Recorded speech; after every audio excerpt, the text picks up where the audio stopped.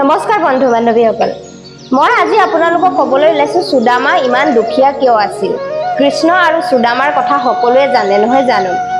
এতিয়া প্ৰশ্নটো এইটোৱে হ'ল যে কৃষ্ণ এজন দ্বাৰিকাধীশ আছিল, দ্বাৰিকাৰ ৰজা আছিল, কিন্তু একেলগতে খোৱা বোৱা শিক্ষা দীক্ষা কৰি ডাঙৰ হোৱা সুদামা ইমান দুখীয়া হ'ল কিয়। আজি মই আপোনালোকক ক'ম বুলি ভাবিছোঁ, আহক শুনো। কৃষ্ণটো ভগৱান আছিল, সকলো কথা গম পাইছিল যে সুদামা দুখীয়া হ'ব। ইয়াৰ আঁৰত কৃষ্ণৰ লীলা আছিল নে আন কিবা কথা আছে, সেই কথা আজি কাহিনীটোৰ যোগেদি মই ক'ম। ভগৱান শ্ৰীকৃষ্ণ যেতিয়া গুৰু সন্দীপনী আশ্ৰমত শিক্ষা লৈ আছিল, সেই সময়ত সেই ওচৰৰে গাঁৱৰে বৃদ্ধ মহিলা আছিল। মহিলাগৰাকী বহুত দুখীয়া আছিল। এটা জুপুৰিত আছিল, জুপুৰিৰ কাপোৰ কানি ফটা চিটা কাপোৰ কানিৰ বাহিৰে আন একো নাছিল। এবাৰ সেই বৃদ্ধ মহিলাগৰাকী 5 দিনলৈকে ভোকত আছিল। একো খাবলৈ ভিক্ষা একো বিচাৰি নাপাইছিল, কোনো একো দিয়া নাছিল। 5 দিন ভোকত আছিল। 5 দিন ভোকত থাকি 6 নম্বৰ দিনাখন কি কৰিল, এঘৰ মানুহৰ ঘৰত ভিক্ষা খুজিবলৈ যাওঁতে অলপ চানা পালে। এটা টোপোলাত অলপ চানা লৈ আহিল আৰু সেই টোপোলাটো আহি বুঢ়ী আইতাগৰাকীয়ে কি কৰিলে, মই ভগৱানক আজি নাখাওঁ, কাইলৈ ৰাতিপুৱা ভগৱানক প্ৰসাদ হিচাপে ভোক লগাই মই গ্ৰহণ কৰিম বুলি হিতানৰ মূৰত সেই চানাৰ টোপোলাটো থৈ শুই গ'ল। কিন্তু সেইদিনাখন ৰাতিয়ে কেইটামান ডকাইত আহিল আৰু সেই বুঢ়ী আইতাৰ ঘৰৰ ঝুপুৰিটোত সোমাল আৰু ডকাইতকেইটা ইফালে সিফালে চাই ডকাইতকেইটা একো দেখা নাপালে। ফটা চিটা কাপোৰ কানি আৰু একো নাই ঝুপুৰিটোত। তাৰপিছত আনফালে চকু গ'ল, বুঢ়ী আইতাৰ ওচৰত এটা টোপোলা আছে আৰু ডকাইতকেইটাই ভাবিলে এই টোপোলাটোত চাগে অলপ কিবা বস্তু আছে, চাগে কিবা দামী বস্তু আছে। এই বুলি ভাবি চানাৰ টোপোলাটো উঠাই লৈ গুচি গ'ল ডকাইতকেইটাই। আৰু ডকাইতকেইটা গৈ সেই গুৰু সঞ্জীৱনী য'ত কৃষ্ণ আছিল, য'ত কৃষ্ণ শিক্ষা লৈ আছিল সঞ্জীৱনী আশ্ৰমত, তাত গৈ সেই ডকাইতকেইটা লুকাই থাকিলগৈ। আৰু সেই সময়তে সেই আশ্ৰমৰ গুৰু সন্দীপনীৰ পত্নী সেইফালেদি আহিল আৰু সেইফালে অহা দেখি সেই ডকাইতকেইটাই কি কৰিল, ভয়তে সেই চানাৰ টোপোলাটো তাতে পেলাই থৈ গুচি গ'ল।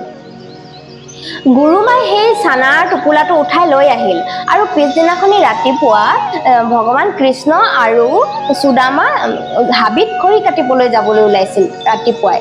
তেতিয়া সেই গুৰুমাই কি কৰিল, সেই আহি ভগৱান কৃষ্ণৰ আৰু সুদামাৰ ওচৰত আহি সেই চানাৰ টোপোলাটো দিলে যে ভোক লাগিলে এইটো তোমালোকে খাই ল'বা ৰাস্তাত। আৰু ভগৱান কৃষ্ণ আৰু সুদামা দুইজনে হাবিত খৰি কাটিবলৈ ওলাল। আনফালে সেই বৃদ্ধ মহিলাগৰাকী যিগৰাকীয়ে চানা লৈ আহিছিল, সেই মহিলাগৰাকীয়ে ৰাতিপুৱা উঠি চানাৰ টোপোলাটো বিচাৰিল। ভোক লাগিছিল আৰু চানাৰ টোপোলাটো বিচাৰিল আৰু তাৰপিছত সেই আইতাগৰাকীয়ে চানাৰ টোপোলাটো বিচাৰি নাপাই বহুত দুখ পালে, মনত বহুত দুখ পালে আৰু দুখতে কি কৰিল, চাপ দিলে, যেই নহওক যোনেই নহওক মোৰ চানাৰ টোপোলাটো যেই লৈ গৈছে তাক মই চাপ দিছো যে এই চানাখিনি যোনে হ'লেও যে হ'লেও খায় তেতিয়াহ'লে চাপ হ'ব, সদায় জীৱনত দুখীয়া হৈ থাকিব, মোৰ দৰেই জীৱন কটাব লাগিব, এই বুলি চাপ দিলে বুঢ়ী আইগৰাকীয়ে। সুদামাৰ ওচৰত এটা গুণ আছিল, সুদামাই সকলো কথা আগতীয়াকৈ অনুমান কৰিছিল, সকলো কথা আগতীয়াকৈ জ্ঞান পাইছিল। আৰু সুদামাই গম পালে যে এই চানাখিনি শ্ৰাপিত হৈ গ'ল, সেই আইতাগৰাকীয়ে চাপ দিলে। এই কথা সুদামাই আগতেই গম পালে। তাৰপিছত আন্ধাৰ হ'ল, বহুত ডাঙৰ বৰষুণ দিছিল। তেতিয়া ভগৱান কৃষ্ণ আৰু সুদামাই এজোপা গছৰ তলত ৰখি গ'ল, জিৰণি ল'লে বৰষুণৰ পৰা বাচিবলৈ। তেনেতে ভগৱান কৃষ্ণই ক'লে যে চানাৰ টোপোলাটো আনিছিলা, দিয়া, মোৰ বৰ ভোক লাগিছে, মোক দিয়া, মই খাওঁ। তাৰপিছত সুদামাইতো গম পালে এইখিনি শ্ৰাপিত হ'ল আৰু গোটেই জীৱন যে খাই দুখত থাকিব।